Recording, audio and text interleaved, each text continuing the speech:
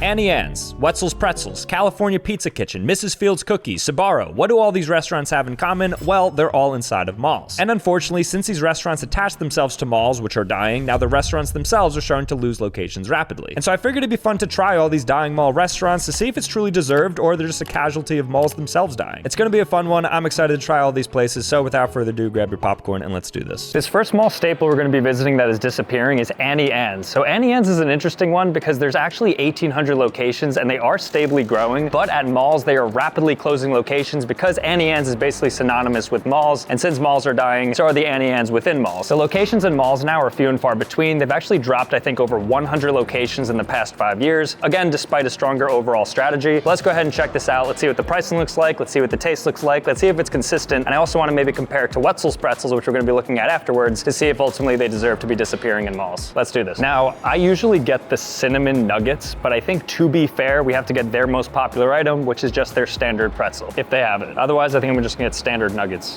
Do you just have the normal pretzels or just the bites? No, that's all I have. Okay, I'll just do the normal nuggets. Avocado. Thank you. Secured. Guess how much this costs? There's probably about 15 pretzel nuggets in here. And granted, like, they definitely have the butter on it, the oil, they're fried, it's good dough, right? $9. I could see why they're dying. Let me go ahead and give it a try though. I wanna be fair to them. I did try to order a normal pretzel, but unfortunately they didn't have that. I don't know if it's because it's kind of late. Right now it's about 8:30. They close in 30 minutes. That could be why, but they did have a lot of these nuggets. So I just think they're not really leaning into the pretzel, more so the bites. The cup is very greasy as well. So I think all the oil and butter is just leaking through. But let's give it a bite. Auntie Anne's in a mall. Let's see why they're dying. I thought it was gonna be much better than it actually is. This thing is very stale. And I don't know if it's because it's 8:30 and they close in 30 minutes or what, but you'd think at any given moment they would have really fresh hot pretzels because that's their thing. But actually really disappointed in this. I mean, maybe I'll try another one just to be safe. There's a chance that I just got a dud. I mean, it looks decent. It looks like you would expect.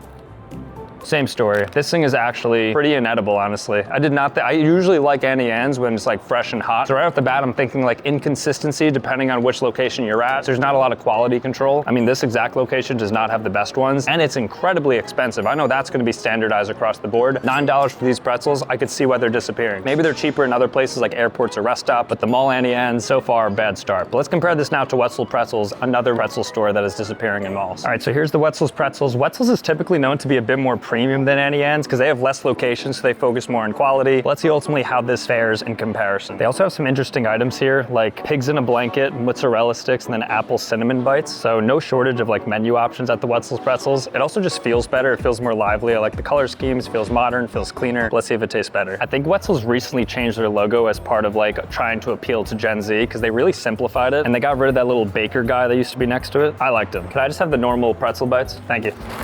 All right, just got my Wetzel's. It comes in a totally different container. So now it's coming in a bag here. There's Mr. Wetzel himself, dipping the pretzel in, I guess, cheese or mustard. These already look a lot fresher. Again, this is the same time both of these stores close at 9. This is like the true test. It's like, is your product good near closing? Here we go. No salt or anything on it. This is just a plain bad boy pretzel. Worse.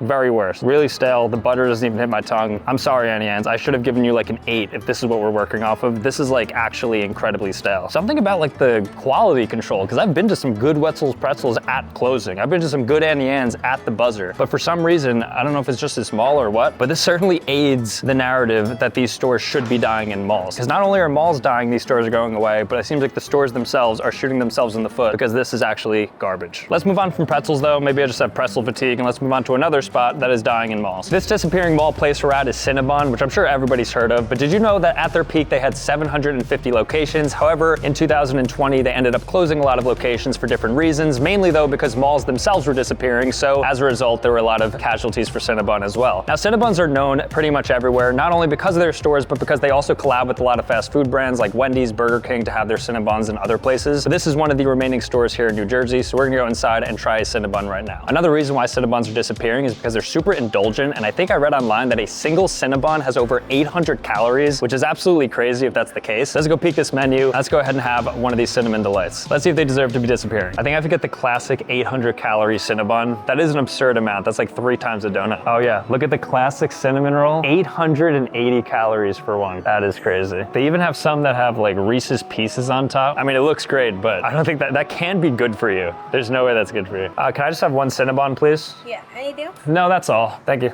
You're welcome. Cinnabon secured. Okay, so this is what the Cinnabon looks like. I believe it's cream cheese frosting, some sort of icing on it. Whatever it may be, this thing is thick. 880 calories, $6 for this Cinnabon. Actually, the price for the calories you get isn't bad. So let's dive into this thing. I mean, it certainly is indulgent. I love sweet things, but even this, I could probably have one bite and then I'm just gonna like give it away or something. Maybe even throw it out because this thing cannot be good for anybody. So I'd say this one bite right here, despite being so small, is probably 50 calories. Like this thing, you have to walk for 20 minutes just to burn it off. Okay, here we go. I'll get a little bit more of the frosting.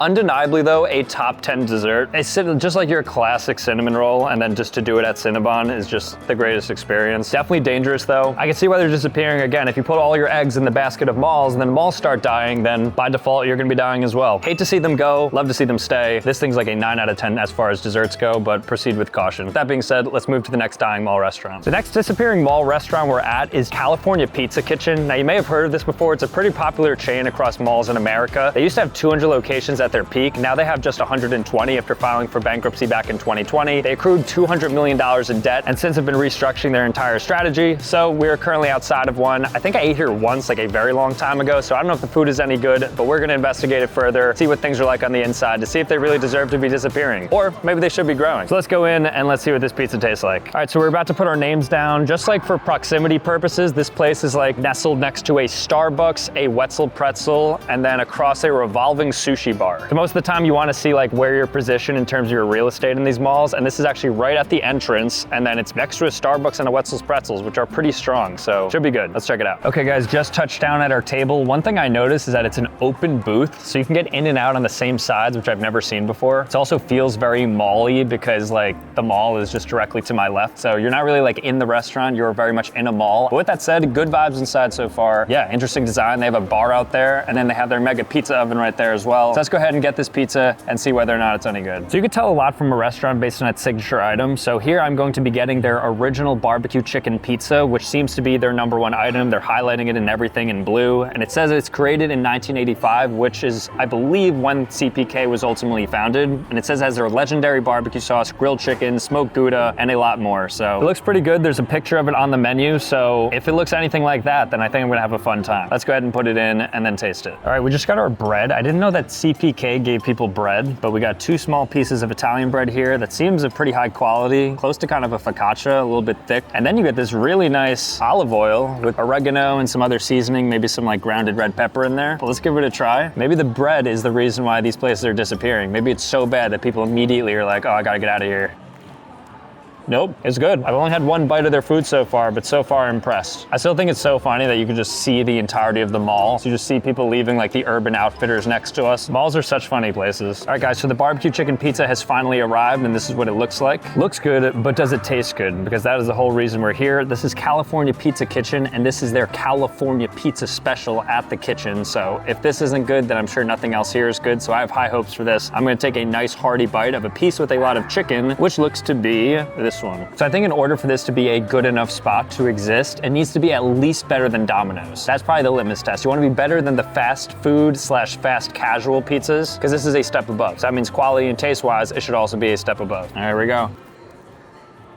I like it. I think this is maybe not as good as Domino's. It's a little bit unfair though, because I love Domino's. Definitely better than Pizza Hut, Papa John's, all those spots. And it's a very quality, personalized pie that you could have. It's kind of like artisanally crafted. Like it feels like they took their time with this versus just like putting it in and out of the oven. There's definitely good treatment to this. Good cheese everywhere. Feels like they filled each individual slice with the right amount of onion, chicken, and barbecue sauce. So I like that they took care of it. It feels like a nice, good pizza. I think pricing wise, it was something like $18, I believe, which for 6 slices does seem like a lot, but you are getting the entire sit-down experience. So in terms of taste, definitely happy with this. So California Pizza Kitchen, I definitely think deserves to exist. I think there should probably be a couple of more of them as well. I mean, I don't know, maybe they're more like regional on like the East Coast and West Coast, but nonetheless, there should not be a bankruptcy happening to this brand. I'm a fan of them. Shout out to California Pizza Kitchen. Let's move on to the next dying mall restaurant. The next disappearing restaurant we're at is called On the Border. It's a huge Mexican chain. At its peak, it had over 175 restaurants. Now it's down to just 60. They actually declared declared bankruptcy back in March of 2025 because they're getting a lot of competition from fast casual spots like Chipotle, and just the general restaurant scene around malls seems to be dying. So we're outside of mall right now, Garden State Plaza in Paramus, and we were so lucky to have it on the border near us. So let's go inside and see if their food is any good and if they deserve to be disappearing. I used to love this spot. Hopefully it's still good. This was like 10 years ago. All right, guys, we just sat down at On the Border. Pretty cool vibes in here. You definitely get like a little Mexican cantina, single salt on the table. Something that's weird just to start is that, I mean, I'm not like the biggest person. You guys know my height officially, but like I'm almost hitting the light fixture right here. Like if I were to move forward, I'm bumping directly into it. So very interesting like dimensions to the table and where the fixtures are. But nonetheless, I mean, at a Mexican restaurant, we're gonna be looking for the chips, the quality of the free chips, and if they even are free. And I think we just get like a taco slash quesadilla, maybe their signature item, feel them out a bit, because at a Mexican restaurant, it's all like the same ingredients, just repackaged in different foods. So I think you can tell a lot from its taco. Something that's worrying me is that I see guacamole live on the menu, which might mean that they give you chips only if you order them. And I've never been to a Mexican restaurant that doesn't give you chips and at least salsa for free. So hopefully I'm just reading this wrong and they actually do give us the chips. That remains to be seen. In any case though, guacamole live does seem pretty fun, making it tableside. So I think maybe we do get that. And then one other thing, chips, guac, tacos, that's the Mexican experience. Hey, how are you? Hi. Thank you. All right guys, what do you know? We actually did get our chips. I don't know if there's salsa with it, if she's bringing it or not, but we do have some chips on the table and they are huge. This might be the biggest chip I've ever seen it on the border. I'll wait for the taste test just to get some salsa, but so far, good portion sizes for the free chips.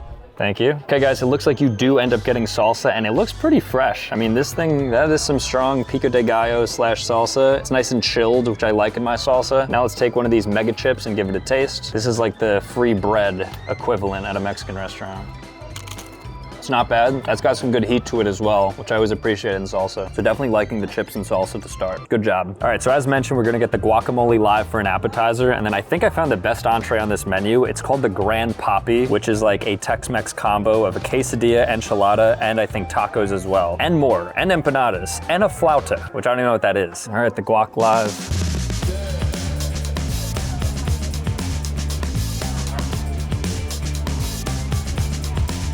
Looking good. It's actually a lot of guac that comes with it too. Probably 2.5 avocados worth. Thank you. Okay, so we just got our guacamole live. So for $13, you get 2.5 avocados worth, and then you just have your chips already that they give you for free, dip it in, and this is like a mega cauldron of guac. Like this thing could probably feed like 5-6 people. So I'm gonna give it a taste though, because of course you can give a bunch of quantity, but can you deliver on the taste? And that is potentially why they're disappearing. Maybe the guac can be like a saving grace of this place.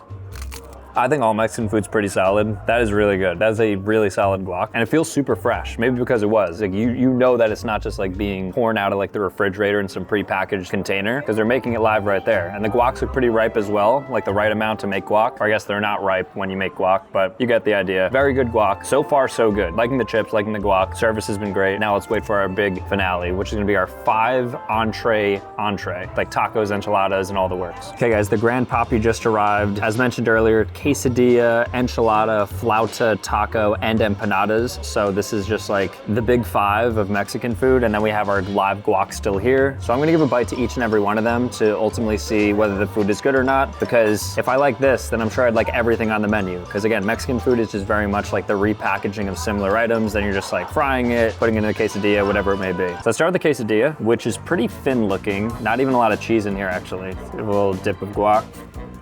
Really hard to mess with a quesadilla, to be fair, but good. So I'd say as far as quesadillas go, this is like a 7 out of 10. Let's do this enchilada next. I think it's chicken. All right, most of it fell apart, that's fine.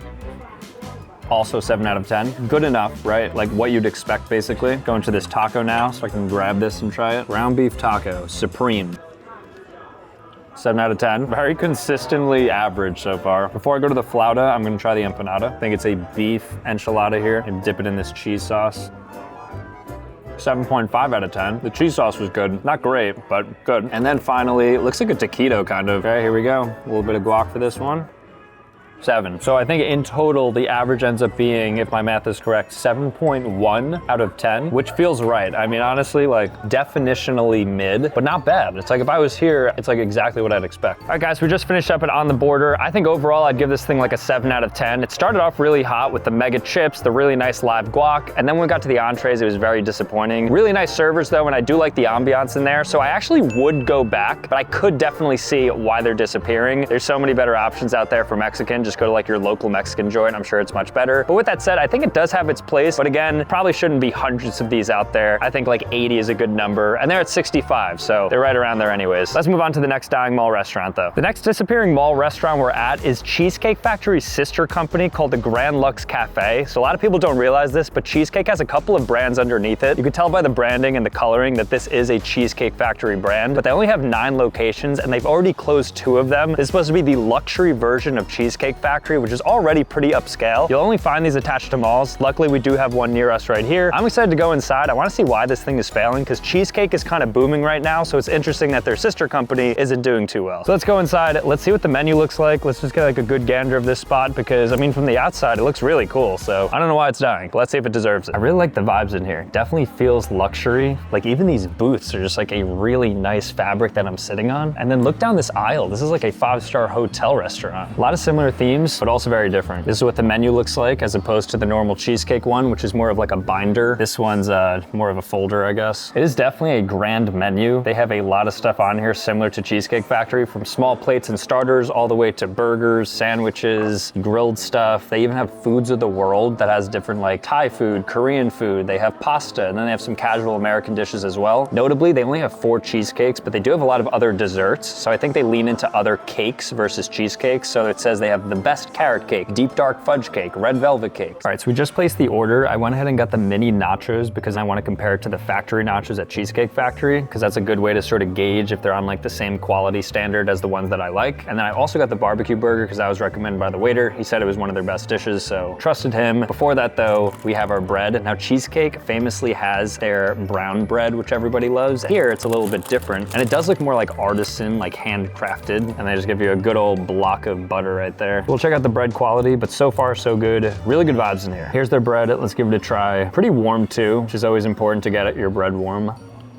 Definitely fresh. Doesn't feel like it was just like heated up in a microwave, so I like that. I think one of the reasons why I don't think it's performing too well and why they had to close 2 stores is because from the outside, people might think that this is like a totally different restaurant not owned by Cheesecake Factory, and they're just like leveraging the Cheesecake IP. So like the color grades, the inside, the decorations. So maybe it ends up like backfiring that they're not explicitly saying that Cheesecake Factory owns this. Could just be a theory. Maybe it's also an expense thing, because it is on average, it looks a little more expensive than Cheesecake Factory, but all in though, good experience so far. All right guys, so we just got the nachos. These look really good. So they're on like a skillet. This compared to the Cheesecake Factory nachos is night and day, because the Cheesecake Factory ones are in like a giant plate. These are definitely more like luxury, a little more boutique, a little smaller. Let's give it a bite and let's see if it's any good, because this is one of my all-time favorite dishes, the factory nachos at Cheesecake Factory. So hopefully it carries over. Otherwise, we know why they're failing. Okay, here's a good bite with just about everything on it. They're definitely good. I wouldn't say they're better than Cheesecake Factory though. Falling a little bit short. The chips are very cooked to the point where they're like overly crispy, I'd say, which if you like that, you like that, but they are closer to like a pita chip than they are a tortilla chip. So it's definitely interesting. Let me give one more bite of this. They're definitely good, but like I said, maybe one of the reasons they're falling behind, this could be a theme. Maybe it's just a little bit better at Cheesecake Factory. Still like though, I'd give these like a 7.5 out of 10, but now let's wait for the burger. All right guys, the entree has now arrived. We have our barbecue Lux burger right here. Actually looks quite good. Decided to take a bite of this. I typically like lettuce tomato, but since it was left off, I'm just gonna have it like this. Good burger. You can tell a lot about a place from its burger. This is a strong one. Good barbecue sauce. I like the bacon on it. Look at that, just like very nice, crispy piece of bacon. Beef was cooked perfectly. So the burger is definitely stronger than the nachos. This is like an 8.5 burger. So good job here. Definitely feels like a step up in terms of the premiumness and the quality as opposed to a Cheesecake Factory. But overall, very good. I'm gonna go ahead and eat some of this. So we had the nachos, we had the burger, and now I feel like we have to get this because it is a comp to a Cheesecake Factory. We have to get their cheesecake. And in this case, we're gonna be getting their best carrot cake, as they describe it on their menu. They call it the best carrot cake, so I'm going to order that and see if it's actually the best carrot cake I've ever had. I'm pretty sure that's their most popular. Let's see if it's any good. So far, it has been getting better incrementally, so I'm excited for this one. Okay guys, the best carrot cake has finally arrived, and this thing looks pretty. It looks very elegant, high quality, cream cheese frosting on top, nuts on the side. I am really excited because carrot cake is one of my favorite cakes. Even though I do typically like really sweet stuff, this is like a nice kind of medium where I think there's literally shredded carrots in between, which doesn't sound good. So if you've had a carrot cake before, you know what I'm talking about, how it is actually good. So let's give it a nice little bite right here, get some extra frosting, and let's see. Is it the best? Everything is riding on this. It's up there. As far as like restaurants go, yes. If we're also considering like bakeries, my mom's, no, but really good. Definitely, I think it takes the cake for the best carrot cake that I've had at a restaurant. All right, guys, so just finished up at the Grand Lux Cafe. I think overall it was a really solid spot. I mean, I don't know why this place is disappearing. 2 of the 9 locations already gone. I think it's pretty much just a little bit worse than Cheesecake Factory, and Cheesecake Factory is pretty much booming, so you would think that this would stick around a little bit longer. I mean, maybe it will, maybe they're still growing. But shout out to Grand Lux Cafe. The food was getting increasingly better as we went on, and that carrot cake at the end was certainly very good. So let's move on to the next disappearing mall restaurant. The next disappearing mall place we're going to be having is Mrs. Fields Cookies. Now this place was all over malls in the early 2000s and into 2010s as well. However, in 2008 they actually declared bankruptcy and they ended up cutting 500 locations down to now just 250, and now you can't even find one in your local malls. 1, because malls are dying, 2, because they're now diversifying into other places. I think you can find them in airports, just random spots all around the world. But this is one in American Dream Mall, so we're going to give it a try and see if the cookies are any good and if they deserve to be disappearing. Let's go. So this is their selection here. This is my favorite dessert of all time, so I'm going to get a chocolate chip cookie, and hopefully it's good here. I don't know the quality, how it's gonna stand up against like a crumble, but let's give it a try. Can I just have a chocolate chip cookie? Let's see how much it is too. Thank you. Do my eyes deceive me, or was this a $4.29 cookie? This thing better cure any sort of disease or ailments I have, because for a standard cookie, you can get this for like 49 cents at Wendy's, and it doesn't look any higher quality, nor is it warm. But then again, it's about the taste, not about the presentation or the cost. Well, it is actually to a large degree about the cost, because there's no value with this, but let's go give it a try right now and see if this is any good. I feel like I'm a chocolate chip connoisseur. I've had all the cookies in the world, so I'm gonna give you an honest 1 to 10 review, with decimals included, because so far, massive scam.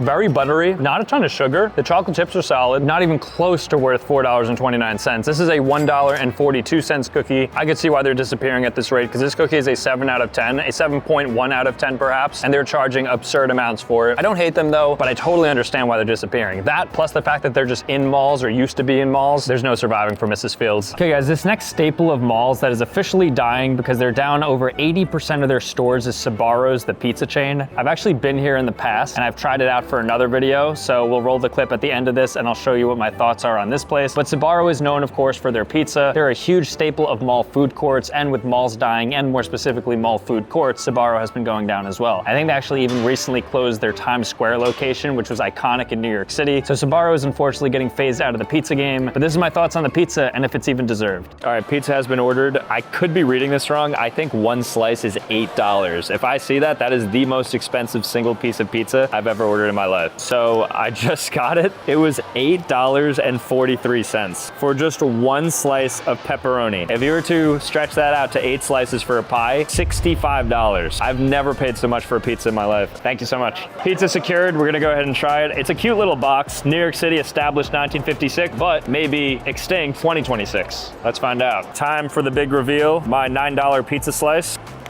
All right, I want to give it a fair shot. Right now, it's like a 1 out of 10 because I've never paid this much for pizza before. But the taste test, it's got good like oregano on it, cheese, grease, all that good stuff. Pretty solid flop.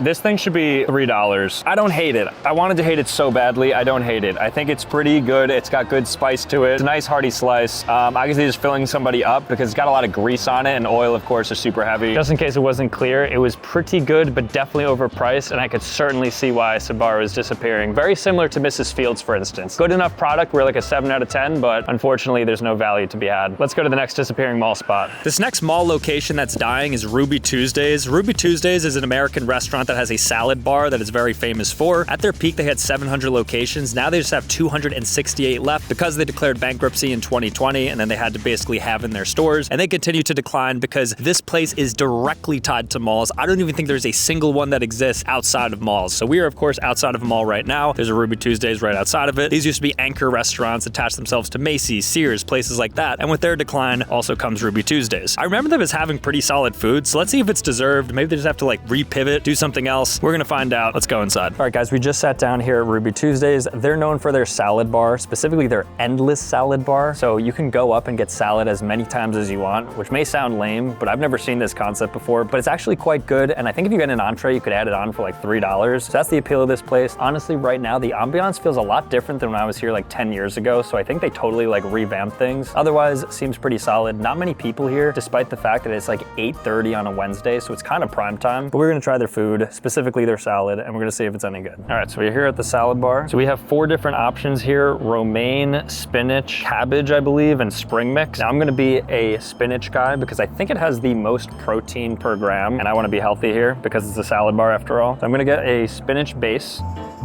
Ooh, and then look at this. Bunch of different salads here. So there's like, I forget what this is called. I don't like it, but it's like cheddar and broccoli, some chickpea salad, a cucumber salad, and then a couple others as well. Here's all the toppings now. So again, I want to be pretty healthy, so I'm gonna get some broccoli. Looks like a rabbit salad right now. Ooh, can't forget the edamame beans. Good amount of options here so far. And then I'm gonna throw some jalapenos on, spice it up. Green supremacist here, all green. And then I guess you could also get macaroni salad, even some fruits. So we have grapes and pineapple. And then here we have the dressings. Now I don't know which dressing is which. I believe this is a balsamic, so I'm gonna go ahead and use this. But I think they also have like a French Thousand Island dressing, ranch, blue cheese, and maybe some other ones. And then we could finally top it off with, it looks like croutons, some pumpkin seeds, some nuts, and then they have some oil and vinegar back there as well. So this is what the salad ultimately looks like. And you have to be over the age of 7, or you have to be accompanied by an adult. Let's go eat this and see if it's any good. So I know this doesn't look like the most appetizing salad. However, when we're out and we're filming this and we're just eating a bunch of terrible food, the least I could do is be like super clean with the salad at some spots. I still think the balsamic dressing probably carries a good amount of calories on it. But let's go ahead and get a bite of everything here. It looked pretty fresh and cool. I didn't see like anything noticeably bad inside of the salad bar. Like there weren't like bugs. I didn't see like a ton of, you know, spoiled food or anything like that. So far I like it. Let's give it a bite. Very fresh. That's all you could ask for. I know taste-wise this isn't gonna compete with the Caesar salad, but freshness-wise, I like it. Very solid. $13 for endless salad. I mean, if you go to like a Sweet Green or something, you're getting a salad for $17. But if you wanna have 2 salads, I think the value's there. If you wanna get 1 salad, maybe it's there. It depends how much you put on your 1 salad. Shout out to our waitress, she's really friendly, and the vibes here are pretty solid. Good music playing. Again, not too many people. There's a couple people sitting behind us, but in general, this place is kind of a ghost town. I think just because it's attached to a mall. So, I mean, it has nothing really to do with Ruby Tuesday itself. Kind of more so like who they hang out with. You know, you are the sum of the 5 people you hang out with, and they hang out with malls, malls, malls, malls, and malls. So therefore, as malls go down, Ruby Tuesdays go down as well. All right, just wrapping up at Ruby Tuesdays now. Had a great time. Just wanted to say what's up. Who do we got here? Dania, Carla. Make sure to hit the Ruby Tuesdays at the Jersey Gardens Mall and come to this Ruby Tuesdays, and you'll have a great time here. All right, guys, that was a lot of fun. Some good, some bad, as expected. Let me know which one was your favorite. But with that being said, thank you guys so much for watching. If you want to see more content, be sure to click here, click here. Otherwise, subscribe on your way out, and I'll see you next time. Peace.